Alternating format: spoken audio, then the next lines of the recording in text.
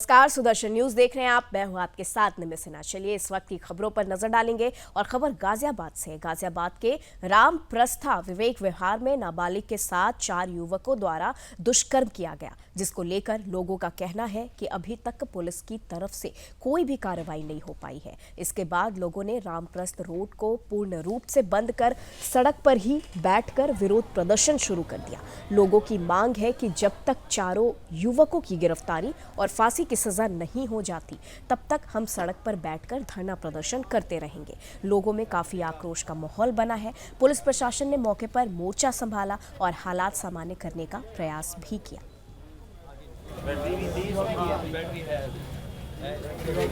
निकल जा जल्दी वहां से।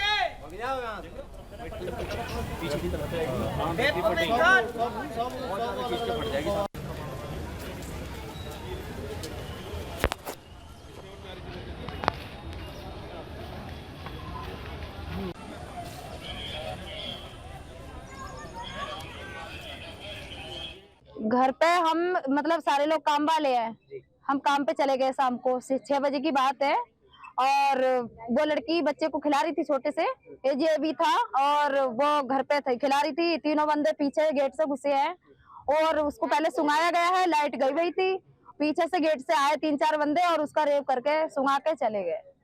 कुछ जानकारी हुई कि कौन लोग मोमदन है, हमारे बराबर में कबाड़ी है, वो कबाड़ी का काम करते हैं। एक पकड़ा भी गया है।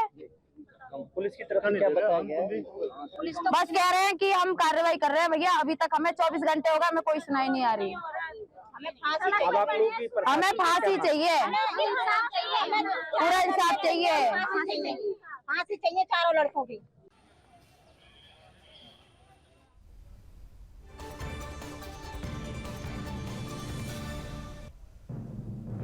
तो चलिए इस खबर पर अब तमाम जानकारी के लिए हमारे साथ गाजियाबाद से संवाददाता सृजन शुक्ला जुड़ चुके हैं। सृजन जी, जानना चाहेंगे ये पूरा मामला क्या है? दुष्कर्म की घटना को अंजाम देने वाले क्या वो भी मुसलमान हैं और क्या कुछ इस पर प्रशासन कोई कार्रवाई क्यों नहीं कर रही है? ये एक बड़ा सवाल उठ रहा है इस मामले पर। और आरोपी जो पीड़ित परिवार है, पीड़ित परिवार का आरोपी से क्या उन लोगों की मांगे हैं, किस तरीके का कार्रवाई वो लोग चाह रहे हैं, क्या कुछ जानकारी इस पूरे मामले पर है?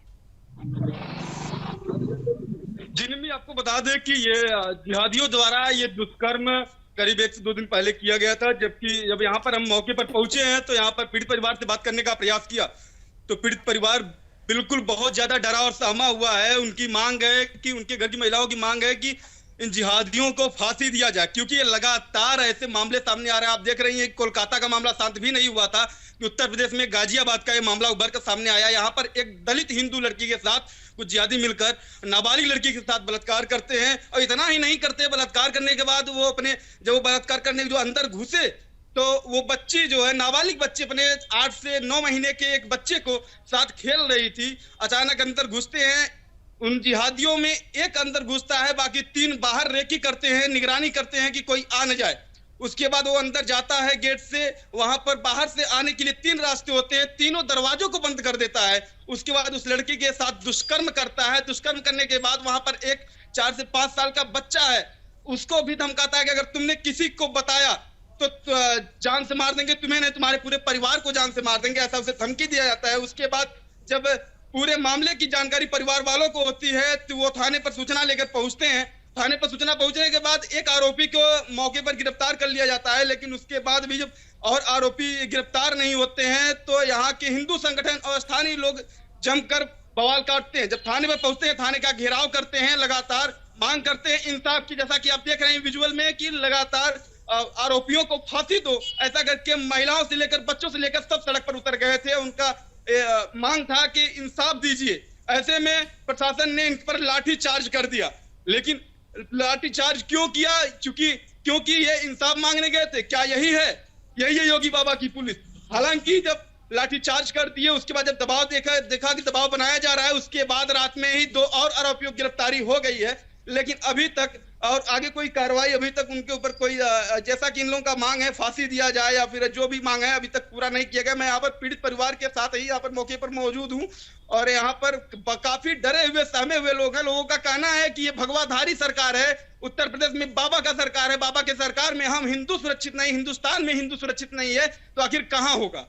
जी बिल्कुल सृजन जी, और ये एक बार की घटना नहीं है जब जिहादियों ने इस तरह के मासूम बच्चे को अपना शिकार बनाया है, बल्कि कई बार ऐसा हुआ है।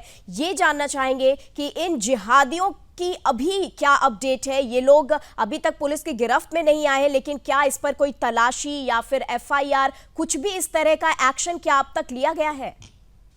जी बिल्कुल, आपको बता दें कि मामले को प्रशासन ने, गाजियाबाद प्रशासन ने संज्ञान में ले लिया है और 3 आरोपियों की गिरफ्तारी हो चुकी है। आंदोलन करने के बाद जब यहाँ पर आंदोलन हुआ, यहाँ पर धरना प्रदर्शन हुआ, तो उसके बाद 3 आरोपियों की गिरफ्तारी गाजियाबाद पुलिस ने कर ली है। लेकिन आपको बता दें कि यहाँ के लोगों का कहना है कि जब ये जो तीनों जिहादी थे, ये लोग कबाड़ी का काम करते थे, ना इनका आता है ना पता है ये कहां से आए, कोई ठिकाना नहीं होता। ये कबाड़ी का काम करते थे, घर में रहते थे। जब वहां पर स्थानीय लोगों का कहना, जब पीड़ित परिवार से मैंने बात किया तो उसका कहना है कि अंदर से कारतूस के खोखे भी बरामद किए गए हैं। वहां पर एक बेल्ट में पूरा कारतूस भरा हुआ था, ऐसा यहाँ के पीड़ित परिवार का कहना है कि वहां पर बेल्ट। आखिर ये जिहादी एक बच्ची को दुष्कर्म करने का मामला नहीं, बल्कि एक हिंदू समाज को बहुत बड़ा जो है इनका गिरोह, मुझे लगता है कि इनका एक बहुत बड़ा गिरोह था और इस गिरोह में काफी लोग शामिल थे। प्रशासन को और ज्यादा गहराई में जाने की आवश्यकता है, क्योंकि एक कारतूस मिलना, अवैध हथियार मिलना, ये सब एक साजिश के तहत किया जाता। मुझे लगता है कि एक किसी बड़े वारदात को अंजाम देने वाले थे। हालांकि गाजियाबाद प्रशासन अभी एक्टिव हो गई है और पूरे गाजियाबाद विजयनगर थाना क्षेत्र में पूरे हर जगह नाके पर पुलिस की मौजूदगी है। लगातार प्रशासन यहाँ पर नजरें बनाए रखी है, लेकिन अभी भी पीड़ितों की मांग यही है कि उन आरोपियों को गिरफ्तार कर उनको फांसी दो। एक नाबालिग 14 साल की बच्ची के साथ बलात्कार हुआ है, उसके बहन, उसकी माँ, उसकी बेटी, उसके घर की सभी सदस्य काफी आहत हैं और आपको बता दें कि काफी डरे हुए भी है, काफी सहमे हुए हैं। वो कह रहे हैं कि अगर, मुझे लगता है कि अगर इनकी गिरफ्तारी कर इन्हें फांसी नहीं दिया गया तो शायद भविष्य में हम भी यहाँ पर न बचे। जी सृजन जी, तमाम जानकारी के लिए आपका बहुत बहुत शुक्रिया।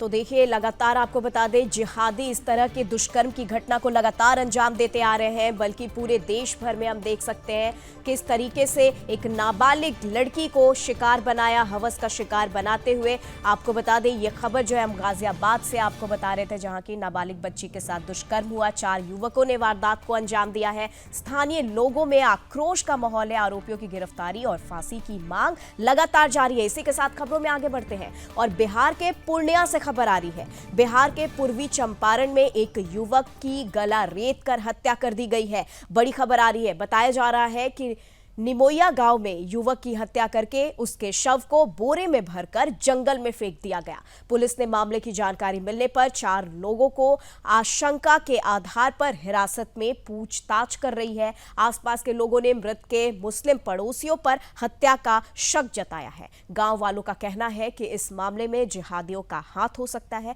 हालांकि पुलिस मामले की जांच में जुटी है। जल्द ही पुलिस बड़ा खुलासा कर सकती है।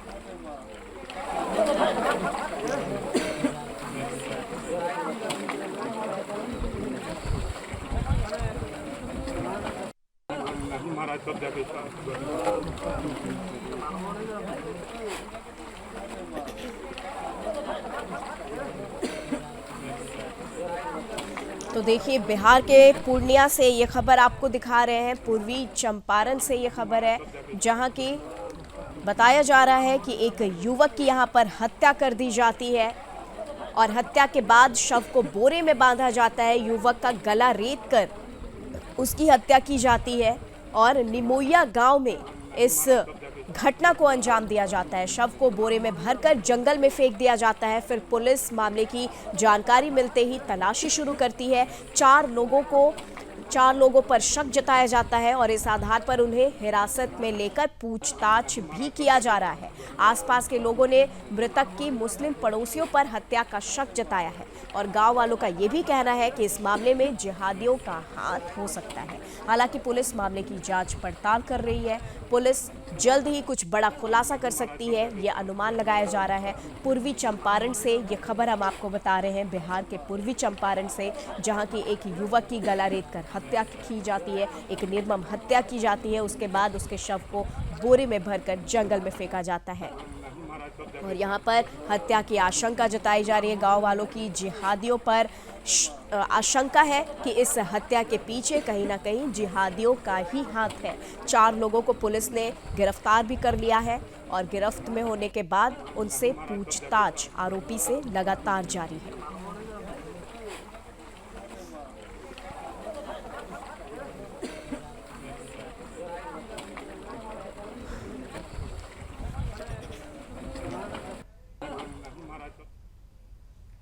चलिए खबरों में आगे बढ़ते हैं और फतेहपुर के बाकरगंज चमड़ा मंडी में गैंगस्टर सपा नेता हाजी रजा की अवैध बिल्डिंग पर प्रशासन द्वारा बुलडोजर कार्रवाई की गई है। इस दौरान क्षेत्र में भारी संख्या में पुलिस बल तैनात था। सपा नेता की अवैध बिल्डिंग नगर पालिका की जमीन पर बनाई गई थी। ये कमर्शियल कॉम्प्लेक्स फरीद रजा और आयशा के नाम पर बनाया गया था।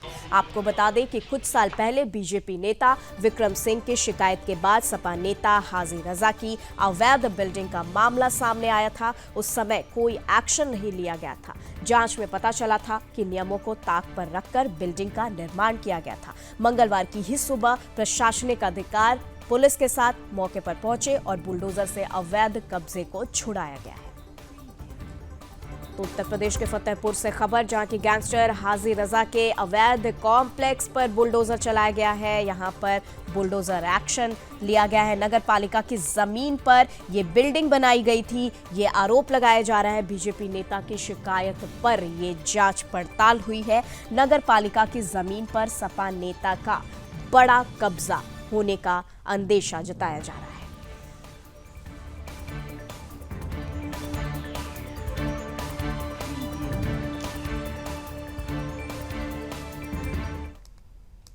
चलिए इसी के साथ खबरों में आगे बढ़ेंगे और विश्व हिंदू परिषद का 61वां स्थापना दिवस है। इस अवसर पर बोलते हुए विश्व हिंदू परिषद के राष्ट्रीय प्रवक्ता विनोद बंसल ने कहा कि धर्मांतरण, लव जिहाद, अवैध घुसपैठ और जनसंख्या असंतुलन के साथ देश विरोधी कम्युनिस्ट, जिहादी और विस्तारवादी चर्च देश के लिए बड़े खतरे हैं, जिनका देश से बाहर खदेड़ा जाना बहुत जरूरी है। हिंदू समाज को इसके लिए संगठित होकर कदम उठाने की जरूरत है। और संगठन के स्थापना दिवस कार्यक्रम में बोलते हुए दक्षिण दिल्ली के सुखदेव विहार में उन्होंने कहा कि अपने 60 वर्षों के जीवन में विश्व हिंदू परिषद ने सामाजिक समरसता, सेवा, संस्कार, घर वापसी, गौरक्षा, नारी स्वाभिमान, मठ मंदिरों और तीर्थों के पुनरुद्धार के साथ साथ श्री राम जन्मभूमि, राम सेतु, बाबा अमरनाथ जैसी आंदोलनात्मक और जनशक्ति के संचय के अनेक कार्य सफलतापूर्वक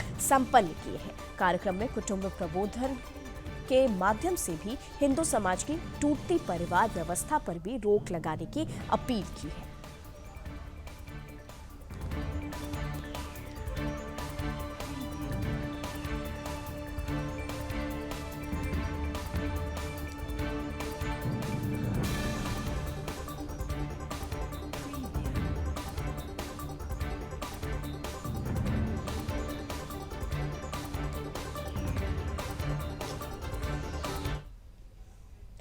और अब खबर उत्तर प्रदेश से, जहां उत्तर प्रदेश पुलिस कांस्टेबल भर्ती परीक्षा का आज दूसरा और अंतिम चरण शुरू हो चुका है। आज यानी कि 30 अगस्त को प्रदेश में 67 जिलों में पुलिस भर्ती परीक्षा का आयोजन किया गया है। ये पुलिस भर्ती परीक्षा कल यानी कि 31 अगस्त को समाप्त होगी। इससे पहले 23,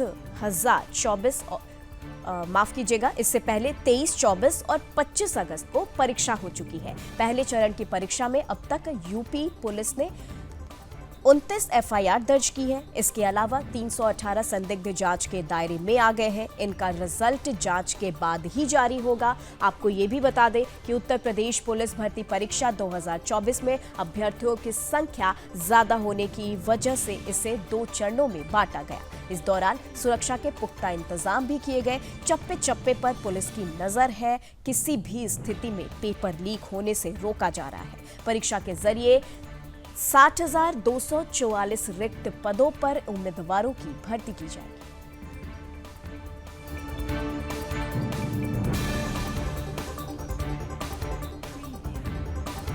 में आगे बढ़ेंगे और आपको बता दें कि भारत की दूसरी परमाणु पनडुब्बी आईएनएस अरिघात S2 को रक्षा मंत्री राजनाथ सिंह ने नेवी को सौंपा है। अरिघात को 2017 में लॉन्च किया गया था, तब से इसकी टेस्टिंग हो रही थी। अब इसे विशाखापट्टनम में कमीशन्ड किया गया है और अरिघात को नेवी को सौंपते हुए राजनाथ ने कहा कि अरिघात भारत के न्यूक्लियर ट्रायड परमाणु प्रतिरोधक क्षमता और क्षेत्र में रणनीतिक संतुलन बनाने में मददगार होगी। वहीं कमिश्निंग में नौसेना प्रमुख एडमिरल दिनेश त्रिपाठी, भारतीय रणनीतिक कमान के प्रमुख वाइस एडमिरल सूरज बेरी और DRDO के शीर्ष अधिकारी शामिल हुए। आईएनएस अरिघात भारत की राजनीतिक कमान के तहत काम करेगी। ये आईएनएस अरिहंत का अपग्रेडेड वर्जन है। इसे विशाखापट्टनम में भारतीय नौसेना के शिप बिल्डिंग सेंटर यानी कि SBC में बनाया गया था। अरिहंत की तरह ही अरिघात भी 750 किलोमीटर की रेंज वाली K-15 मिसाइलों से लैस है। इस सबमरीन का वजन 6,000 टन 60,000 क्विंटल है। तो आपको बता दें, राजनाथ ने नौसेना को दूसरी परमाणु पनडुब्बी सौंपी है।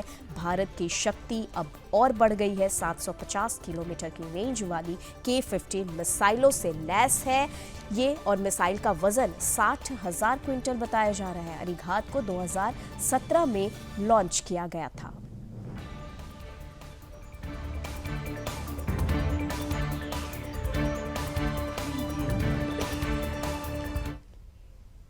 और अगली खबर गुजरात से। गुजरात में जनजीवन बुरी तरह प्रभावित है। 26 लोगों की मौत, 1200 लोगों को बचाया गया है। पीएम मोदी ने सीएम पटेल से बात कर जानकारी ली है। वडोदरा, द्वारका, जामनगर, राजकोट में बचाव कार्य तेज कर दिए गए हैं। बता दें कि पिछले 4 दिन से भारी बारिश के चलते गुजरात के कई हिस्से जलमग्न हो गए हैं। जनजीवन बुरी तरह प्रभावित है। नदियां नाले उफान पर हैं, सड़कें तालाब में तब्दील हो गई हैं और लोगों के घरों में पानी घुस चुका है। बाढ़ की वजह से पिछले 3 दिनों में 26 लोगों की जानें जा चुकी हैं। बाढ़ प्रभावित इलाकों से 18,000 से ज्यादा लोगों को सुरक्षित स्थानों पर पहुंचाया गया है और करीब 1200 लोगों को बचाया गया है। गुजरात के मंत्री प्रफुल्ल पनशेरिया ने कहा है कि आज पूरे दिन कच्छ में भारी बारिश हुई है। सेना और SDRF की टीम को भी बुलाया गया है। प्रशासन के साथ इसे लेकर बैठक हुई है, जिसमें बिना किसी जान माल के नुकसान के साथ आगे काम करने को कहा गया है। बिजली, पानी और अन्य व्यवस्था को भी सुनिश्चित किया जा रहा है।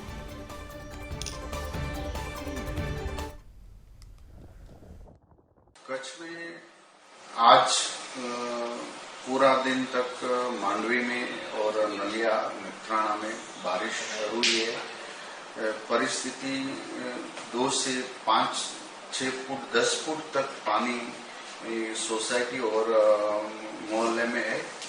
तो बचाने के लिए हमारी आर्मी टीम पूरी एक स्टैंड बाय रखी है। मांडवी में, नखत्राना और नलिया जो पूरा कोस्टल एरिया है, इसमें भी हमारी 2-2 एक टीम वहां काम कर रही है। आज सुबह तक और एक आर्मी की टीम और एक SDRF की टीम भी हमने मोरबी से मंगवा ली है। तो कल से वो भी बचाव काम में लग जाएगी। अभी प्रशासन के साथ जो हमारी मीटिंग हुई, तो पहले हमें किसी का जान 0 कैजुअलिटी के साथ हम आगे बढ़ रहे हैं।